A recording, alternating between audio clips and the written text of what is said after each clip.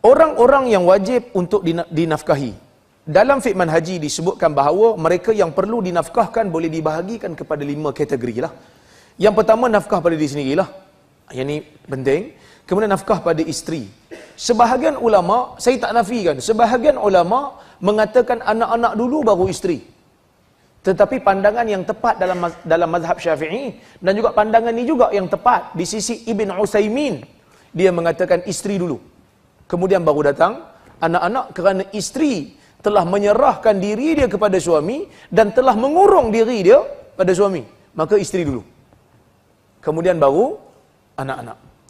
Kemudian nafkah kepada furu', nafkah kepada keturunan di bawah. Furu' ni masuk keturunan di bawah. Anak, cucu, cicit, piat, piut.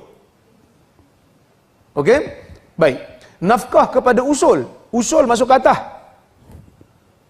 Atas kita, ayah, tok, nenek, moyang. Lepas moyang apa? Monyet. Kan? Maksudnya ke atas. Yang usul, dia datang selepas furu'. Bawah dulu, lepas tu baru atas. Baik. Nafkah selain daripada yang di atas. Maksudnya ahli keluarga yang rapat lah. Ahli keluarga yang rapat. Lepas datang ahli keluarga yang rapat, barulah datang nafkah pemberian pada orang lain. Maksudnya sumbangan pada orang lain. Okey. Kewajipan memberi nafkah kepada isteri. Okey. Ni ijma' ulama, bukan kata ijma' biasa-biasa ni, ijma' sungguh. Kerana Quran sebut, sunnah pun sebut. Kata Allah Subhanahu wa taala, ar-rijalu qawwamuna 'alan nisa bima faddalallahu ba'dahum 'ala ba'd wa bima anfaqu min amwalihim. Ar-rijalu qawwamuna 'alan nisa. Lelaki adalah pemimpin yang berdiri di atas kaum wanita. Bima faddalallahu ba'dahum 'ala ba'd, dengan kelebihan yang Allah Taala bagi pada sebahagian manusia berbanding sebahagian yang lain. Maksudnya ada kelebihan pada lelaki yang tak ada pada perempuan.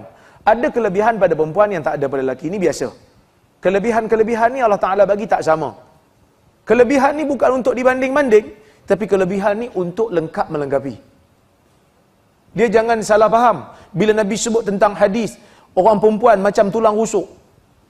Walaupun ada sebahagian tafsir, perempuan dicipta daripada tulang rusuk, tapi sebenarnya tafsiran yang tepat, perempuan seperti tulang rusuk, yang mana kalau kamu pergi untuk luruskan dia, kamu akan patahkan dia. Kalau kamu biarkan dia, dia akan kekal bengkok. Istausu bin nisa'i khaira, kata Nabi. Hendaklah kamu pesan pada orang perempuan yang baik-baik. Golongan-golongan yang anti hadis, mereka kata hadis ni seolah-olah macam nak merendahkan martabat wanita. Dah, bukan merendahkan. Nabi nak bagi tahu tentang tabiat wanita yang berbeza daripada lelaki. Yang mana tabiat wanita ni beza pada lelaki, bila mana Nabi kata dalam hadis, naqisatu aqlin wa din. Orang perempuan ni akalnya kurang, agamanya kurang. Bodoh ke Ustaz? Dah, dalam hadis tu sebut. Dalam hadis tu Nabi akui, Nabi kata, aku tidak pernah melihat seorang lelaki yang akalnya bagus tetapi tewas dengan perempuan. Masa perempuan mandai lagi. Sebab itu bila nak baca hadis, baca depan, baca ujung. Jangan baca depan separuh. Takut-takut nanti salah faham. Hadis ni bukan Nabi nak kata perempuan bodoh, tapi nak bagi tahu orang perempuan kurang guna akal dia. Dia lebih guna emosi dia. Maksud emosi depan, akal belakang. Sebab tu Nabi kata bila kamu pergi nak luruskan dia, kamu akan patahkan dia. Kerana dia tidak dicipta untuk menggunakan akal lebih banding emosi dia. Kalau kamu biarkan dia begitu, dia akan kekal bengkok. Dia akan layan emosi dia. Yang mana emosi dia ni diperlukan ketika mana dia nak jaga anak-anak dia. Perlu. Dan emosi dia diperlukan supaya dia boleh tahan untuk taat pada kita. Kan kadang-kadang isteri, suami marah kat dia kan, awak tak boleh buat macam tu. Isteri pun bila kena marah dengan suami, dia buat apa? Biasanya lah, dia menangis lah, dia larilah masuk bilik cari bantal kan, pekuk kan.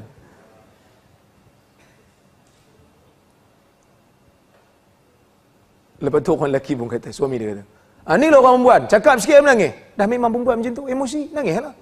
Cuba bayangkan kalau isteri kita tegur sikit. Awak tak baik macam tu. Abang tak puas hati kat mana? Cakap sekarang. Kalau abang tak puas hati, kita turun sekarang. Saya ambil baju kereta kondo saya. Macam. Kita pun goyang. Dia black bag. Kita baru yellow bag. Yang tu kita kena tahu. Maka Nabi dia bukan nak merendahkan. Dalam ayat Quran ni pun bukan nak merendahkan. Kelebihan ada. Pada satu sudut, lebih belah lelaki. Dari sudut tenaga, lebih belah lelaki. Tapi dari sudut ketahanan untuk tahan penyakit, lebih pada perempuan. Sebab tu dia mengandung. Bayang kalau orang lelaki mengandung. Sekali cukup lah. Kan? Kita bak khitan kan? Nak khitan lagi sekali? Cukuplah sekali, aku kata cukuplah. Kan? Tapi kalau perempuan, dia bila mengandung sekali, sakit. Susah. Tapi bila sampai tu masa dia kata, kalau boleh dapat baby seorang, best tak? Walaupun sakit, dia boleh tahan. 9 bulan sakit pinggang, boleh tahan. Ketahanan melawan penyakit, menahan bebanan orang perempuan. Walaupun lelaki tu kuat. Maka dari satu sudut, kelebihan belah sini, kurang perempuan, lebih lelaki. Tapi dari satu sudut, lebih perempuan, kurang lelaki. Baik. وَبِمَا أَنْفَقُوا مِنْ أَمْوَالِهِمْ. Dan lelaki itu memberi nafkah daripada harta mereka. Maksudnya ayat ni sebenarnya nak bercerita. Maksudnya lelaki itu pemimpin, lelaki itu wajar untuk ditaati. Pertama kerana dia ada satu kelebihan. Dia cari nafkah, dia kuat. Dan dia beri nafkah pada isteri. Ayat ni tak suruh secara direct. Tapi ayat ni implies. Memberikan satu kesimpulan yang tidak langsung. Nafkah suami bagi. Sebab ayat ni kata, وَبِمَا أَنْفَقُوا مِنْ أَمْوَالِهِمْ. Dia dapat hak untuk ditaati, dia dapat hak untuk jadi pemimpin bila mana dia berikan nafkah. Okey.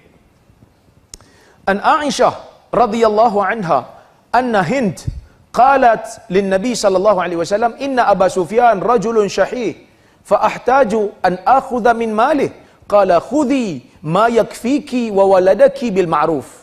Hadis riwayat Al-Bukhari. Hindun datang jumpa Nabi. Dia kata, ya Rasulullah, Abu Sufyan ni kedekut.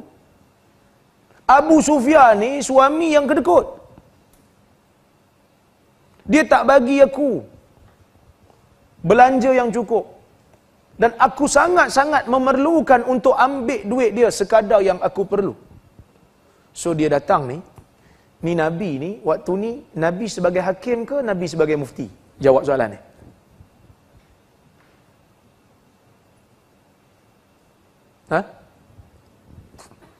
Nabi bila dia bagi fatwa, bila dia bagi pandangan, kadang-kadang dia bagi pandangan sebagai ketua negara. Kadang-kadang dia bagi pandangan sebagai suami. Kadang-kadang dia bagi pandangan sebagai qadhi, hakim, mahkamah. Kadang-kadang dia bagi jawapan sebagai peranan dia mufti. Kan? So yang ni lebih kepada fatwa. Tak boleh kata Nabi hakim lah masalah ni. Sebab kalau hakim dia mesti panggil Abu Sufyan. Dengar daripada dua-dua pihak baru betul. Hakim tak boleh dengar sebelah pihak. Yang ni fatwa. Dan ulama ambil hadis ni untuk kata, kadang-kadang kita tak perasan. Ulama dia tengok dalil ni, dia kata kalau yang zahirnya apa? Isteri kalau suami tak pergi belanja dia boleh ambil kan? Yang tu yang zahir, tapi sebenarnya ada hukum lain kat sini. Siapa perasan? Ngantuk ni kan petang-petang ni. Saja nak bagi teka-teki sikit.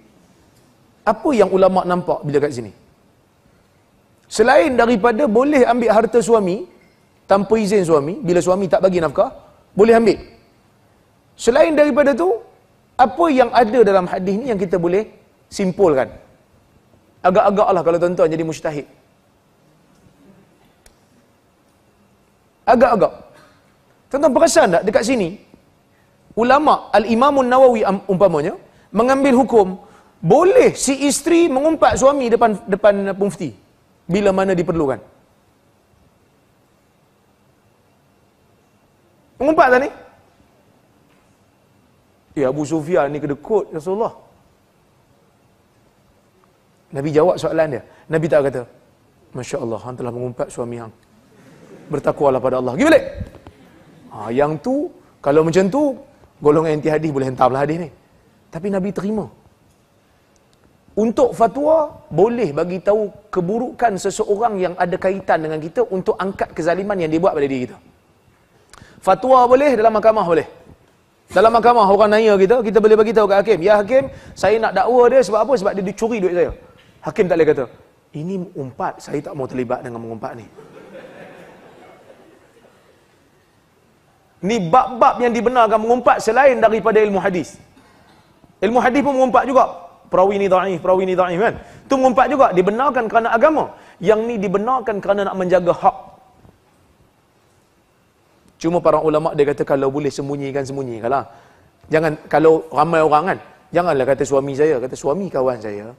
Ataupun ada satu orang tu suami dia sekian. So kita buat satu cerita supaya orang tak nampak, itu lebih baik. Tapi yang ni sebab dia dengan Nabi saja. Dan Abu Sufyan ni pun sahabat Nabi.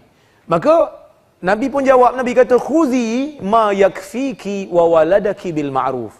Ambil harta dia sekadar yang cukup untuk engkau dan untuk anak engkau. Sekadar cukup. Maksudnya kita tahu suami simpan duit dekat bawah almari. Ataupun suami simpan duit kat bank. Kad dia simpan bawah almari. Ambil. Boleh ambil. Tapi jangan ambil semua. Ambil bil ma'ruf. Maksudnya ambil sekadar yang cukup. Ambil sekadar yang cukup. Jadi bahaya tu kan. Simpan bagi tak nampak. Kan. Tapi sebenarnya kena bagilah. Maksudnya Nabi tekankan kewajipan untuk beri nafkah. Baik, cuma ada dua keadaan lah, dua syarat yang kita kena tengok dalam ni, di muka surat 18 ni. Nombor 1 tu dia kata, apabila si isteri membenarkan dirinya digauli oleh suami, apabila suami mahu melakukannya dengan cara yang haram, maka nafkah tetap wajib diberi kepada isteri tersebut. Apabila si isteri enggan membenarkan dirinya digauli tanpa sebab yang dibenarkan syarak, maka gugurlah kewajipan memberikan nafkah kepadanya kerana dia dikira nusyus. Okey, sekarang ni ulama berbeza pendapat. Wajib bagi nafkah pada isteri ni disebabkan akad kahwin ke disebabkan isteri serah diri daripada suami? Yang tu ulama beza pendapat. Pendapat yang pertama ialah pendapat majoriti ulama. Mereka mengatakan wajib bayar nafkah ni bukan bila akad. Akad nikah semata-mata tak wajib lagi bayar nafkah. Wajib bayar nafkah bila isteri serah diri pada suami. Hak tu yang nikah gantung dia orang minjang tau. Nikah gantung bukan nikah apa dia panggil? Nikah khitbah. Tak bersama kan? Cuma ikatan saja. So nafkah tak wajib lagi bayar sebelum isteri serahkan diri pada suami. Ini pendapat majoriti ulama. Kerana mereka mengatakan akad mewajibkan mahar.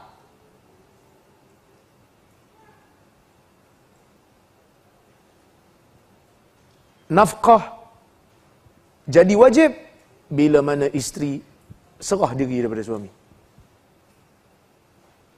Serah diri ni bukanlah semestinya dah berlaku persetubuhan, tak. Isteri datang rumah suami, rumah zaujiah dipanggil, rumah kelamin. Datang duduk di situ. Wajib bagi. Okey? Satu lagi pendapat ialah pendapat Ibnu Hazmin Al-Andalusi. Dalam mazhab Zahiri dia kata tak. Bukan semesti serah diri. Dengan akad cukup. Dengan akad dah cukup. Tapi pendapat yang tepat ialah pendapat yang pertama tadi. Ya, pendapat yang pertama, isteri serah diri. Tapi kalaulah kata dia tak nak serah diri kat suami disebabkan suami ni gauli dia dengan cara yang haram. Yang ni dia pergi lari. Dia wajib dah dapat nafkah. Selagi mana suami tak cerai dengan dia. Okey? Baik. Yang kedua dia kata, apabila si isteri mengikut suami untuk tinggal di rumah yang suami pilih. Okey? Jika si isteri enggan tinggal di tempat yang dipilih suami kerana ia tidak selamat atau menimbulkan mudarat, maka nafkah tetap wajib diberi. Katalah seorang isteri Dia lari daripada rumah suami dia. Pasal apa lari? Sebab suami pinjam Alung. Tiba-tiba hari tu Alung datang, dia kata kalau hang tak bayar, suami hang berhutang aku, kalau hang tak bayar esok, aku datang, aku bunuh semua anak-anak hang. Dia boleh tak keluar? Dia boleh keluar. Dia berhak tak dapat nafkah? Berhak dapat nafkah. Dia tak dikira nusyus. Kerana dia lari disebabkan uzur yang syar'i.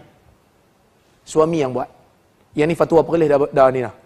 Perlis dah keluarkan fatwa, iaitu mana-mana isteri yang keluar daripada rumah suami disebabkan keuzuran yang syar'i ataupun disebabkan mudarat yang dibenarkan oleh syarak untuk menyelamatkan dirinya ataupun hartanya ataupun anak-anaknya, walaupun tanpa izin suami dia keluar pada rumah, ia dikira tidak nusyus.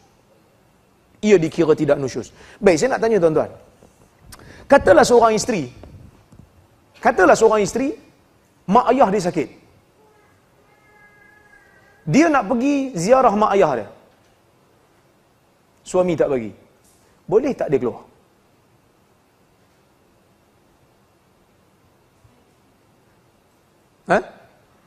Mak ayah dia nazak dah ni. Dia pun nangis-nangis. Bang, mak saya dah nazak. Umpamanya dia katakan, saya minta izin saya nak pergi ziarah dia. Mungkin ni kali terakhir saya nak jumpa dia. Suami dia jegir kat dia. Bukan mak saya. Duduk rumah ni. Buat kopi. Sakit hati dengar kan? Boleh tak keluar? Tak boleh? Okey, siapa kata boleh? Angkat tangan. Oh, seorang. Laju dia angkat tangan. Okey. Siapa kata tak boleh? Angkat tangan. Yang tak boleh ni mazhab Syafi'i. Mazhab Syafi'i kita tak boleh. Isteri kena taat pada suami walaupun mak ayah dia nazak. Kerana mereka mengatakan taat pada suami itu lebih utama daripada mak ayah. Mereka berdasarkan kepada satu hadis riwayat Tabarani yang mana seorang perempuan di zaman Nabi, mak ayah dia sakit. Suami tak bagi keluar. Nabi suruh taat pada suami sampai mak ayah dia meninggal. Nabi kata dia dapat syurga sebab dia taat pada suami dia. Tapi hadis ni tak sahih. Yang kata boleh keluar tadi, ikut mazhab mana? Yang ni ikut Hanafi. Hanafi kata boleh keluar. Bahkan sebahagian Hanbali pun kata boleh. Sebab dia kata taat pada suami ni, taat pada suami ni sekadar taat pada Allah. Bila mana suami suruh kita putuskan silaturahim, yang ni tak bagus. Boleh keluar. Agak-agak nak pakai yang mana? Tuan-tuan setuju yang mana? Saya setuju Hanafi ya. Walaupun saya ni bukan isteri.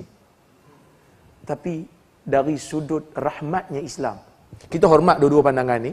Cuma kita kata dari sudut rahmatnya Islam, nampak lagi pada Hanafi. Dengan syarat Hanafi kata, dia keluar tu tidak boleh sampai memudaratkan suami. Maksudnya dia keluar tu pergi tengok ibu dia, lepas tu dia balik dalam rumah. Jangan keluar-keluar tu tak balik-balik sampai 5 bulan, 6 bulan. Sampai suami jadi mudarat pula, nafkah suami tak terlunas umpamanya kan. Maksudnya nafsu suami tidak terlunas, tidak tertunai umpamanya. Itu tak boleh lah. Tapi dia keluar sekadar untuk ziarah umpamanya. Yang ni Hanafi benarkan. Dan saya pun lebih cenderung kepada pendapat ni lah. Rahmat insan kepada mak ayah. Kan? Sebab mak ayah dah jaga dia apa semua, takkan kita tak bagi dia nak tengok. Ada ke suami teruk punya Ustaz? Saya tak tahulah. Tapi saya tak lah. Cik.